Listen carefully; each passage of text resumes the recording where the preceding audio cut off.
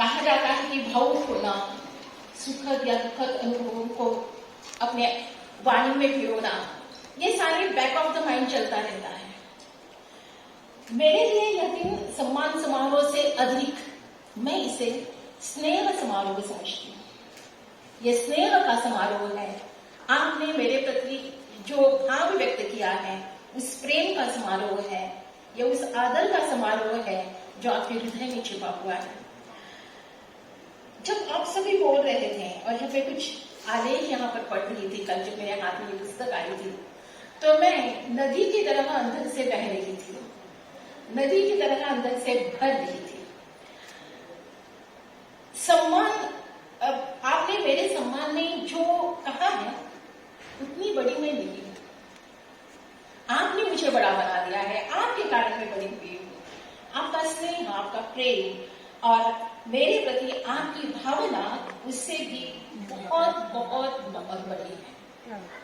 हम सभी सामान्य लोग होते हैं, कोई हमें सामान्य से असामान्य बना देता है, कोई हमें बड़ा बना देता है। हम अपने आप में नहीं होते हैं और आपके प्रेम ने, आपकी स्नेह ने, आपकी भावना ने, आपकी छत्र छाया ने मुझे बड़ा बना दिया है और इसीलिए ये दिन मेरे लिए अविस्मरणीय है। मेरे लिए क्षण सम्मान और गर्व का भी है क्योंकि आपने स्नेह सृजन के माध्यम से मुझे गौरवान्वित किया है। इसके भीतर के शब्दों में आपका मेरे प्रति प्रेम, मेरे प्रति स्नेह, आदर और सम्मान भरा पड़ा हुआ है। और इस पुस्तक में मैंने देखे हैं कुछ ऐसे आलेख है, कुछ ऐसे लोग हैं कि जिन्होंने मेरे बारे में लिखा हुआ है। किसी भी व्यक्ति के लिए यह बहुत ही भावुक होने का क्षण होता है। जब इस पुस्तक से मैं गुजर रही थी तो मेरी एक बचपन की सहेली है, जब हम स्कूल में हुआ करते थे, एक सरकारी स्कूल में मैं पढ़ी हुई हूँ, वहां पर हम दोनों रहते थे और उस स्कूल की उस सहेली ने भी मेरे लिए अपने शब्द रखे हुए हैं। मेरे उन सहेलियों ने शब्द रखे हैं जो मेरे साथ बीए के, एमए के साथ हम लोग पढ़े हुए हैं। उन लोगों ने शब्द दिए हैं। मेरे आरपीडी कॉलेज में जिस सर ने मुझे पढ़ाया है, उन्होंने 4 शब्द मेरे लिए रखे हैं। ये मेरे लिए बहुत ही सम्मान का, बहुत ही प्रेम का, गर्व महसूस करने का दिन है और इसीलिए ये सारी चीजें मेरे लिए अत्यंत महत्वपूर्ण होती है। अपने आप को मैं भरी हुई पाती हूँ, उपलब्धि की परम सीमा पर मैं अपने आप को प्राप्त हूँ। Professor TR. भट्ट ये मेरे केवल मार्गदर्शक नहीं है। मैसूर आने के पीछे केवल और केवल भट्ट जी का ही हाथ है। उनका मेरे प्रति वो विश्वास है कि जिसके कारण मैं आज इस जगह पर खड़ी हुई हूँ और मैं इस विश्वास को ताजीवन बनाए रखूंगी। ये मैं आपको वादा करती हूँ। मेरे प्रति उनके विश्वास को जो मैं बता रही हूँ, यही विश्वास मैं अपने छात्रों को से भी चाहती हूँ। कबीर ने गुरु के प्रति जो कहा है ना, जिस सद्भाव की बात कही है कबीर ने, मुझे लगता है वो बहुत ही महत्वपूर्ण है, बहुत ही सच है। वास्तव में सच्चाई की बात गुरु के प्रति कबीर ने कही है और उसकी प्रचिति मुझे हमेशा अपने गुरुजनों को देखकर होती आई है। इस पुस्तक में जिस कॉलेज के मैं पढ़ी हूँ, उस कॉलेज के प्रोफेसर अरुण शाह नामक व्यक्ति ने जब मुझे 4 ही वाक्य लिखे हैं, लेकिन मेरे लिए वो बहुत बड़ी बात लगती है। उन गुरुओं का जो मुझे प्रेम मिला है, उन गुरुओं के प्रति मैं नमन व्यक्त करती हूँ। प्रोफेसर विमला मैडम जी के साथ मेरा हमेशा एक अलग ही संबंध रहा है, प्रेम का संबंध रहा है। उन्होंने अनजाने ही क्यों ना मुझे प्रोत्साहन दिया है। हमारा एक अलग सा रिश्ता कायम हुआ है। आज उन्होंने मेरे लिए समय निकाला और मुझे अपने प्यार से बांध लिया है। मेरे एक वाक्य पर प्रोफेसर शशिधर जी ने कहा कि अगर मैं तुम्हारे कार्यक्रम में नहीं आऊंगा तो बात कैसे होगी, मुझे तो आना ही है। और वो आ गए हैं। मैं न तो मेरा कोई छात्र उनके पास गया है, न मैं उनके घर गई हूँ, न ही मैंने उनको आमंत्रण दिया है, बस एक फोन, और वो आज यहाँ पर हाजिरी लगा हुए हैं। 4 दिन से लगातार मैं फोन करी, फोन नहीं उठा रहे थे, बिजी कितने थे। लेकिन कल शाम को जब उन्होंने मुझे कहा कि मैं आ चुका हूँ और मैं आ रहा हूँ, शांति से रहो, तो ये बात होती है अपने गुरुजनों के प्रति। जो यहाँ पर 3 जो लोग बैठे हैं या मेरे पीठ पीछे जो खड़े हैं, उनका आशीर्वाद, मेरे प्रति विश्वास का जो भाव है, उसी की वजह से आज आज मैं यहाँ पर खड़ी हुई हूँ। इस पुस्तक में जिन्होंने भी अब मेरे प्रति जो कुछ लिखा है उससे मैं कृतकृत्य हो पाई हूँ। इस पुस्तक के प्रधान संपादक अरविंद वाजपेयी जी, जो मुझे 25 सालों से जानते हैं, लेकिन मैं कभी भी उनसे रूबरू नहीं हुई हूँ। एक दूसरे के सामने हम कभी नहीं आए हैं, केवल फोन पर ही बात होती है, और फोन पर बातें होती हैं तो बस बात अगर होती है, व्यक्तिगत बात कभी नहीं हुई है, केवल और केवल साहित्य की बात हुई है। वो हमेशा मुझे प्रोत्साहित करते हैं। पुष्पा के एक वाक्य कहने से कि आपको इस पुस्तक का प्रधान संपादक बनना है, और वो हो गए। इसके पीछे कारण हमारे प्रति मैसूर विश्वविद्यालय के हिंदी विभाग के प्रति उनका स्नेह है। यहाँ जो केवल प्रतिभा मुद्रिया कह रहे हो ना, प्रतिभा मुद्रिया की पहचान केवल प्रतिभा की नहीं है, मैसूर विश्वविद्यालय के हिंदी विभाग की ये पहचान है। और मैं हमेशा इस बात पर गर्व महसूस करती हूँ कि अगर कोई विभाग में कोई कार्यक्रम अगर सफल हुआ है, किसी ने कहा था कि आपके विभाग के हर कार्यक्रम एक बहुत ही सफलता की ओर जाते हैं, तो इसके पीछे मेरे साथ खड़े होने वाला विभाग का हर एक व्यक्ति, हर एक सदस्य, फिर वो नॉन टीचिंग स्टाफ हो या टीचिंग स्टाफ हो या स्टूडेंट्स हो, वो मेरे साथ खड़ा रहा है, और इसीलिए विभाग के सारे कार्यक्रम सफलता की ऊंचाई पर प्राप्त हुए हैं। इस पूरे कार्यक्रम की सूत्रधार डॉक्टर पुष्पा और उसकी टीम पिछले 3-4 महीने से लगातार इस पुस्तक के यानी अभिनंदन ग्रंथ के काम में जुड़ी हुई है। पता नहीं उसने कितनों से संपर्क किया है, कितनों से उसको बोलना भी सुना पड़ा हुआ है। कोई लेख इतने आराम से नहीं लेता है। ये काम कहने के लिए आसान लगता है, लेकिन करते समय नाक में दम आ जाता है। इतने लोगों से उससे संपर्क किया है, देश विदेश के लोगों से उससे संपर्क किया है, और ऐसे काम में साहस और धैर्य की जो आवश्यकता होती है वो पुष्पा में थी और उसके टीम में थी। मैं प्रत्येक टीम में होने वाले सदस्य का नाम नहीं ले रही हूँ, मेरा प्रत्येक छात्र उससे जुड़ा हुआ है। आज वो ऑफिशियली मेरी छात्रा है, लेकिन वो कब मेरी घर की सदस्य, कब मेरी बहन, कब मेरी सखी बन गई, हमें पता ही नहीं लगा है। इतना एक संबंध हमारे बीच में तैयार हो गया है, और इस कार्य को वो बखूबी संभालती है।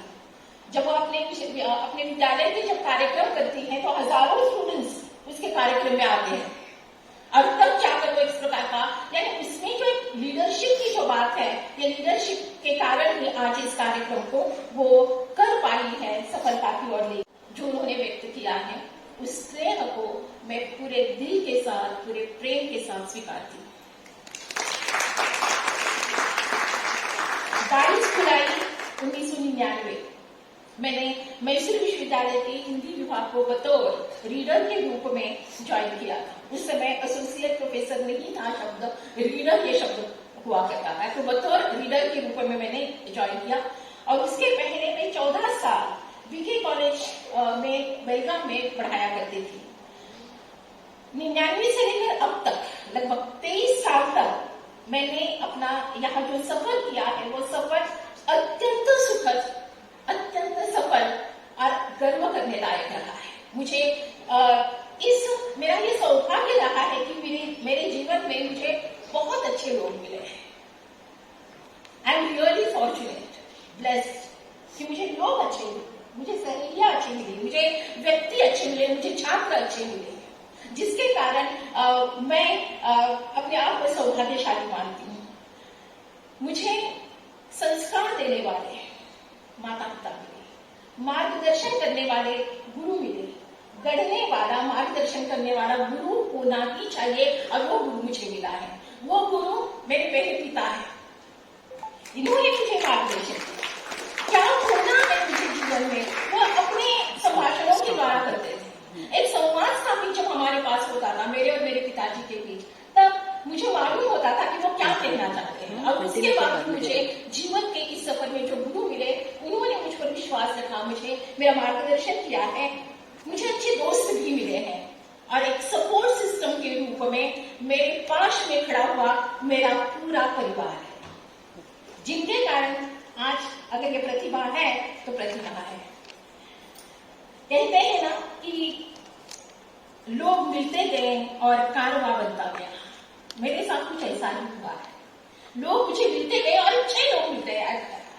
मैं हमेशा यही कहती हूँ कि मैं सौभाग्यशाली हूँ कि मुझे विश्वास करने वाले, मुझ पर विश्वास करने वाले, स्नेह करने वाले लोग मुझे मिले और जिसके कारण मेरा सफर बहुत ही अच्छा रहा है। मैं जब मैसूर आई थी तब मेरी 2 सहेलियां थी, एक डॉक्टर निर्मला और डॉक्टर सौभाग्य लक्ष्मी। और दुर्भाग्यवश किसी कारणवश वो नहीं आ पाई है, उन्होंने अपना खेद व्यक्त किया है। जब मैं यहाँ आई थी तो मेरे रहने का कोई ठिकाना नहीं था। तब डॉक्टर निर्मला ने मुझे कहा, चिंता क्यों करती हो, मेरे घर में आकर रह लेना जब तक तुम्हारा जुगाड़ नहीं होता है। और मैं 1.5 महीने तक डॉक्टर निर्मला के घर में रही हूँ।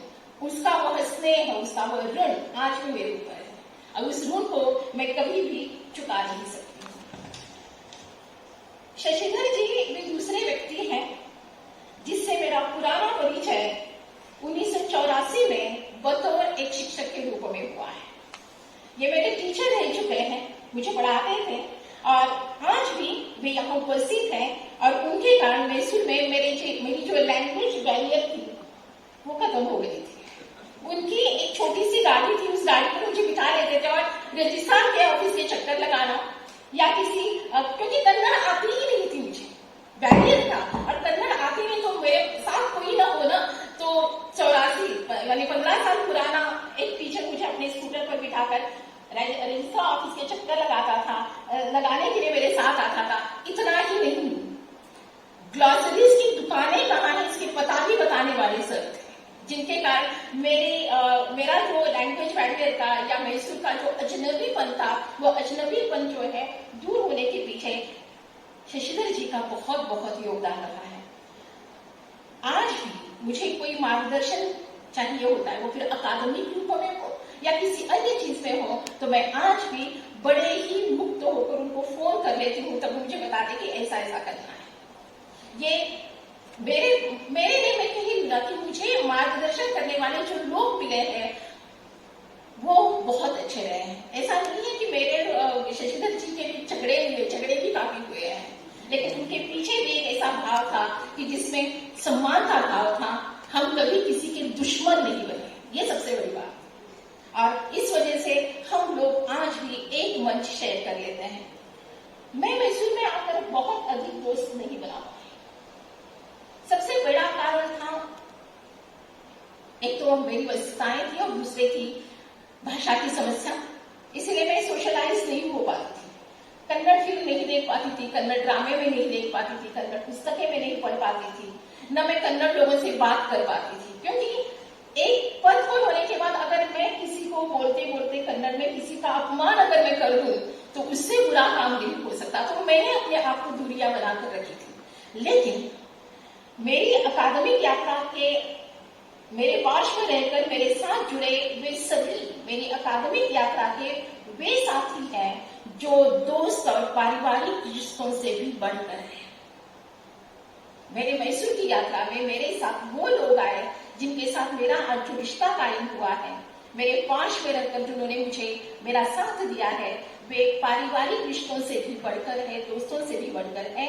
उनके कारण मैं अपनी जिम्मेदारियों को, अपने कर्तव्यों को निभा सकी हूँ।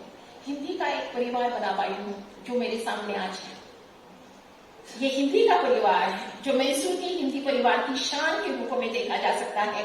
मेरे एक फोन, मेरा एक मैसेज, मेरी एक डांट यहाँ पर उपस्थित हो जाते हैं। शिशुपाल गांधी को मैंने फोन करके कहा कि बहुत बड़े हो गए हो क्या, आजकल मेरे मैसेज का जवाब नहीं देते। उसने सीधे कहा कि मैडम आपकी डांट सुनकर बड़ा अच्छा लगा। ऐसे ही डांटा कीजिएगा, नहीं डांट खाने की आदत भी हो गई है बच्चों को। लेकिन ये जो एक परिवार यहाँ पर बना हुआ है ना, ये परिवार मेरे लिए हमेशा एक संबल के रूप में है। मुझे शक्ति देता है, मुझे सशक्त करता है और मेरा जो लक्ष्य है उसकी ओर जाने के लिए विशेष रूप से साथ देता है। मैं जब विभाग में आई थी तब हम 6 लोग थे।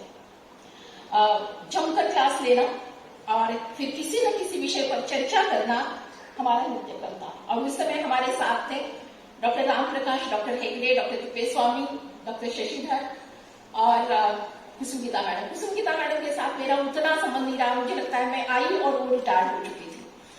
हम 4 लोग थे, 4 लोग चाय पीने के बहाने कैंटीन तक जाते। राम प्रकाश जी अगर बोलते हैं तो लड़ाइयां तो पक्का, और ये लड़ाइयां विषय पर होती थी और इतनी ज्यादा हम लोग चर्चा करते थे कि मैं उससे कारण मैं अपने आप को समृद्ध करती गई। चर्चा विषय पर होने के कारण, साहित्य के किसी एक पक्ष पर होने के कारण बहुत कुछ हम लोगों ने सीखा है अपने संवादों के द्वारा, हम लोगों के क्लास के दौरान।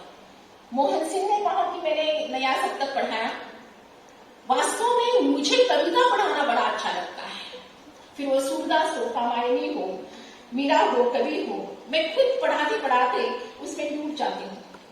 क्लास लेना मेरे लिए ऑक्सीजन है, मेरे लिए प्राण वायु रखना है। यह मैं सिखाने से ज्यादा मैं खुद सीख जाती हूँ।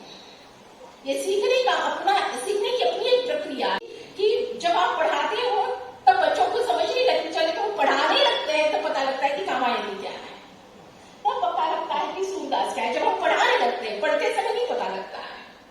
तो ये जब मैं आज भी जब मैं क्लास जाती हूँ तो बाकायदा होमवर्क करके जाती हूँ, मैं ऐसे नहीं जाती। भले ही 5 मिनट क्यों ना हो, मैं ब्रीफिंग जरूर कर लेती हूँ, और ये मेरी सीखने की प्रक्रिया है।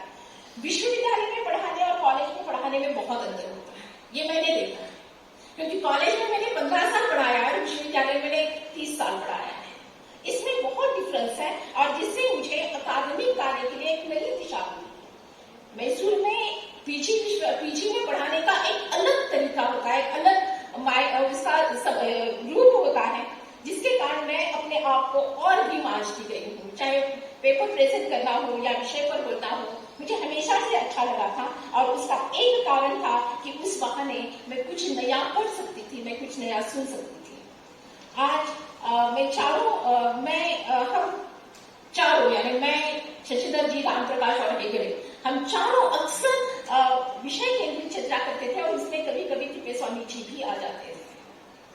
बातें अच्छी ही होती थी, वो सफर अलग था, और उसमें मैंने अपने आप को बहुत मांझा भी है।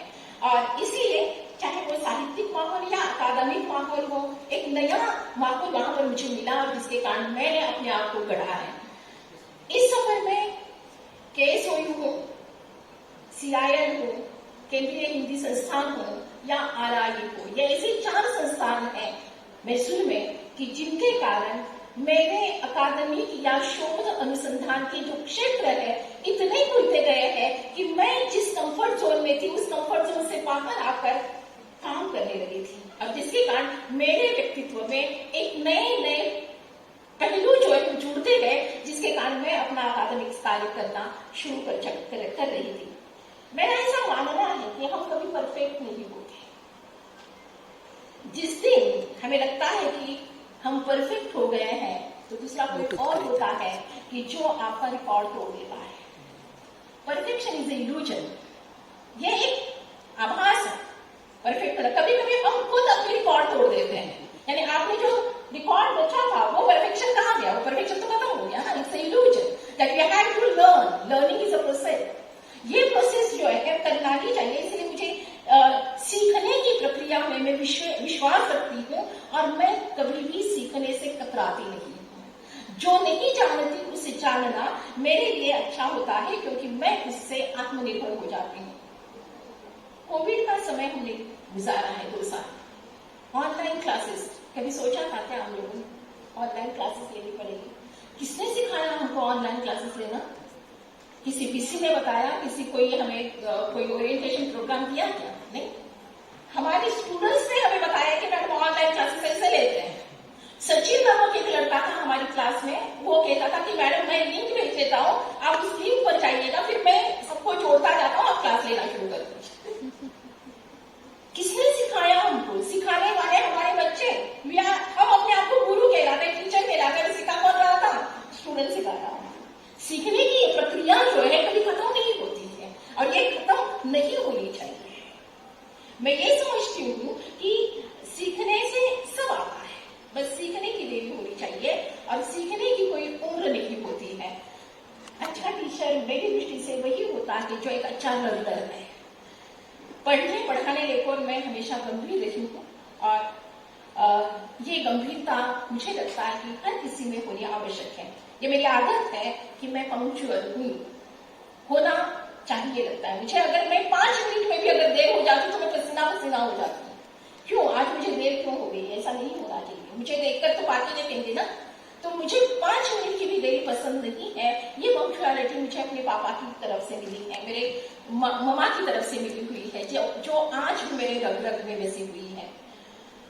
जब मैं साउथ कोरिया से लौटी थी तब विभाग में वरिष्ठ जो टीचर्स थे वे अवकाश प्राप्त कर चुके थे और एक नई पीढ़ी विभाग में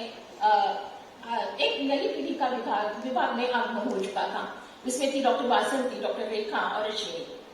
ये मेरी छोटी बहनों की तरह है।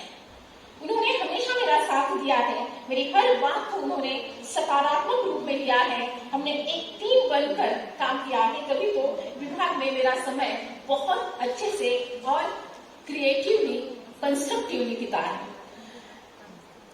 जहां लिखना पढ़ना होता था वहां पर खाना पीना और मस्ती भी होती थी।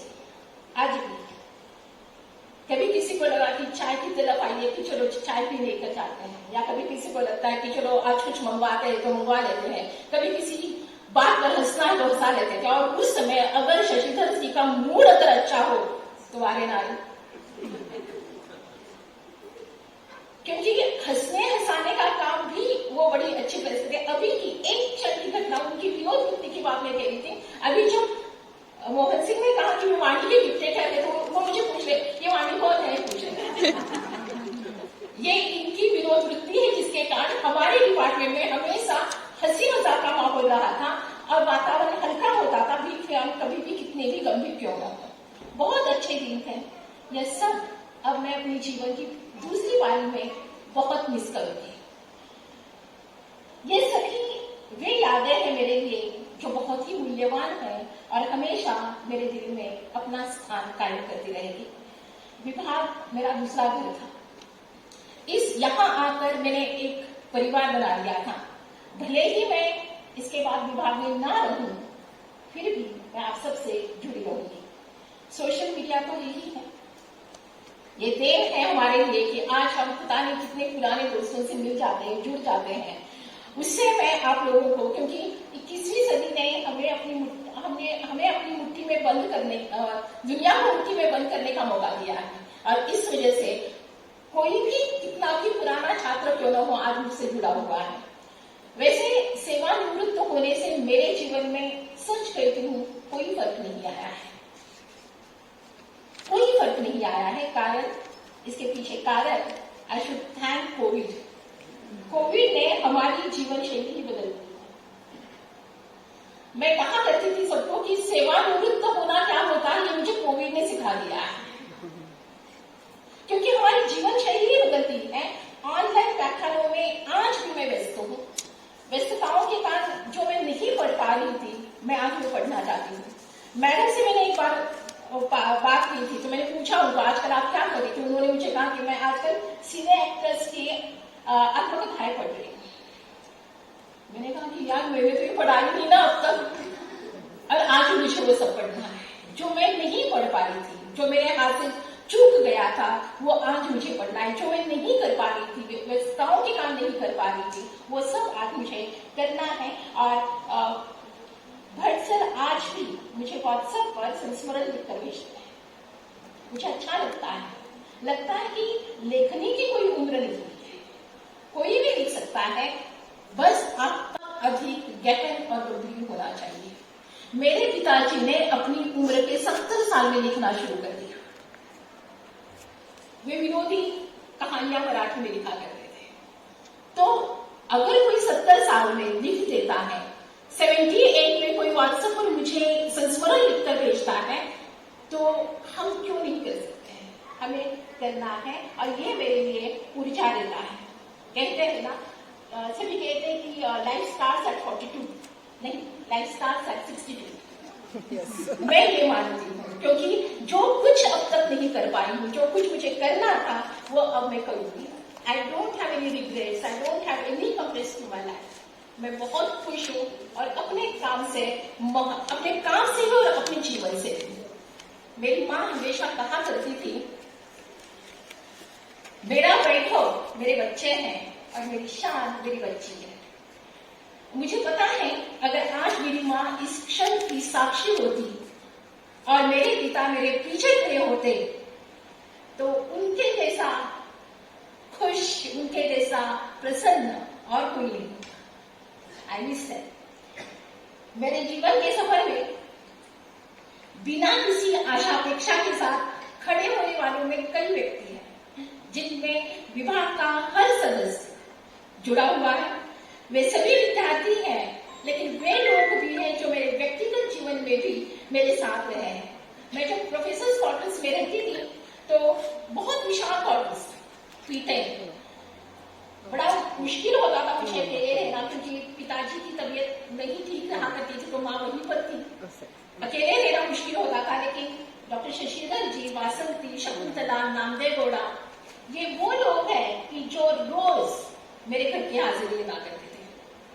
वासंती आते जाते मुझे कहती थी, मैं एक बार जाकर मैडम को चेक करके आती हूँ, वो आ जाती थी घर, देख कर मुझे चली जाती थी। शकुंतला की एक बहन थी तेजू, वो मेरे साथ रात को रहने के लिए आती थी। ये कहाँ से पाया मैंने? राजशेखर कि जो मैं जब बेलगाम चली जाती थी तो वो रात को मेरे घर में आकर रहता था ताकि मेरे घर की सुरक्षा कर सके। ये वो बच्चे हैं कि जिन्होंने व्यक्तिगत तौर पर भी मेरे साथ मेरा साथ दिया है, मेरे साथ खड़े हुए हैं। आज भी अगर मैं किसी को फोन करती हूँ तो वो तुरंत मेरे साथ आकर खड़े होते हैं। क्वार्टर्स छोड़कर जब मैं अपने फ्लैट में आ गई तो राधा शायद चली गई है, राधा और मुरली ये दो व्यक्ति हैं कि कहते हैं ना कि कछुआ जो है ना अपने बच्चों का अपनी नजरों से इसकी रक्षा करता है। राधा और मुरली जो है आज भी अगर मैं नहीं हूं तो उनकी नजर मेरे फ्लैट पर रहती है, देखते हैं कि लाइट जला है कि नहीं, किचन का लाइट जला है कि नहीं, मैडम गई कि नहीं, इतनी वो मेरी सुरक्षा करते हैं। हर बिना किसी सेकंड थॉट के जब मैं किसी भी मेरे स्टूडेंट को फोन करती हूँ तो दूसरे क्षण मुझे उसका उत्तर मिल जाता है, वो मेरे साथ आकर खड़ा रहता है। उनमें आते हैं रेखा है, अश्विनी है, मनोज है, पाशा है, हमारा विभाग का क्लर्क रवि है, शोभना है, शाकिर है, प्रकाश है, गोपाल है। ये सभी वो व्यक्ति है, या सुभाषिनी है, ये वे सभी व्यक्ति है कि जो हमेशा मेरे साथ खड़े हुए हैं। आज इस समारोह में आप सब वे उपस्थित रहकर मेरा मान बढ़ाया है, मेरा सम्मान बढ़ाया है। मैं आप सबकी बहुत बहुत ऋणी हूँ। मन में बहुत कुछ उमड़ कर रहा है। मैं जब लिख रही थी तो मेरी लेखनी रुक भी गई थी। हर एक भावना को शब्द नहीं दिए जा सकते हैं, कभी मौन भी बहुत कुछ कह देता है। मैं हर किसी का नाम नहीं ले सकती हूँ यहाँ, पर जीवन यात्रा में आने वाले हर एक व्यक्ति के प्रति मैं शतशः आभार व्यक्त करती हूँ और मेरे सारे छात्रों के लिए भगवान से प्रार्थना करती हूँ कि आप सबको अपने जीवन में उन्नत स्थान प्राप्त हो, आप सबके सपने साकार हो। सपने देखिए अवश्य, लेकिन सपनों पर विश्वास भी कीजिए। सपने देखना है लेकिन उन पर विश्वास भी करना चाहिए। याद रखना, सपने तुम्हारे हैं और सपने तुम्हें ही पूरे करने हैं। न ही हालात तुम्हारे हिसाब से होंगे न लोग। यानी सपनों पर विश्वास करके आगे बढ़ोगे तो स्काई इज द लिमिट। वैसे कहते हैं ना, किसी चीज को दिल से चाहो तो सारी कायनात उसे मिलाने की साजिश करती है। ऐसा लक्ष्य अपने जीवन में रखिए कि जिसके कारण आप अपने लक्ष्य को, अपने सपनों को पूरा कर सकते हैं। कहने के लिए तो हम कह देते कि दिन आज निकला दिन और गुजर गया। कहने के लिए तो बड़ा आसान है, दिन आया और गुजर गया। लेकिन अगर अगर इस उक्ति को अगर हम इस प्रकार देखें कि भगवान ने हमें नए दिन के रूप में एक नया अवसर दिया है, नया चांस दिया है, तो बात अलग होगी ना। कहते हैं ना, it's not another day but at another chance. तो जीवन के प्रति हमारी जो देखने की वृत्ति है, देखने का दृष्टिकोण है, वो बदल जाएगा। हमारे काम करने का तरीका हमें बदलना होगा। आज स्थितियां बदली हैं, टूल्स बदले हैं, औजार बदले हैं। हमें 21वीं सदी के रूप में आने वाले छात्र को देखना होगा। आज का छात्र पुराना मेरे जैसा छात्र नहीं होगा। He knows more than a teacher. I believe in that. आज के छात्र को आज की टीचर से ज्यादा मालूम है, क्योंकि हमारे हाथ में क्रांतिकारी मशीन आ गया है और ये मशीन आपसे ज्यादा आपको बोल देता है। तो आज के टीचर की और आज के विद्यार्थी की क्या उसकी क्या ताकत है, आप इसको समझिएगा और अपने जीवन का जो मार्ग, अपना जो लक्ष्य बनाए हुए उसको देखिएगा। खूब मेहनत करो, यशस्वी बनो। हर एक टीचर अपने छात्र को यशस्वी देखना चाहता है, उसके लिए ताली बजाना चाहता है। और मैं चाहती हूँ कि वह दिन भी आए कि मैं भी आपके लिए ताली बजा सकूं, आपका सम्मान कर सकूं। आपको अपने हम टीचर का यश ही हमारे बच्चों की, हमारे स्टूडेंट्स की सफलता में होता है। इसीलिए दिल से आप सबको दुआ देती हूँ और अंत में बस इतना कहती हूँ, परिंदों को मिलेगी मंजिल यकीनन, परिंदों को मंजिल मिलेगी यकीनन, ये फैले हुए पंख बोलते हैं। परिंदों को मंजिल मिलेगी यकीनन, ये फैले हुए पंख बोलते हैं। वे लोग रहते हैं खामोश अक्सर, वे लोग रहते हैं खामोश अक्सर, जमाने में जिनके हुनर बोलते हैं। मैं आप सब के प्रति, यहाँ मैं देख रही हूँ कि डॉक्टर मानिक बेगेरी यहाँ पर पहुंची हुई है, कन्नड़ा डिपार्टमेंट की प्रोफेसर विजया कुमारी मैडम यहाँ पर पहुंची हुई है, पुष्पा जी की फैमिली यहाँ पर पहुंची हुई है। मैं देख रही हूँ वो सारे लोग हैं जिन्होंने मेरे साथ रिश्ता कायम किया है। मैं आप सब के प्रति बहुत बहुत आभार व्यक्त करती हूँ, आप सबकी ऋणी हूँ। बहुत बहुत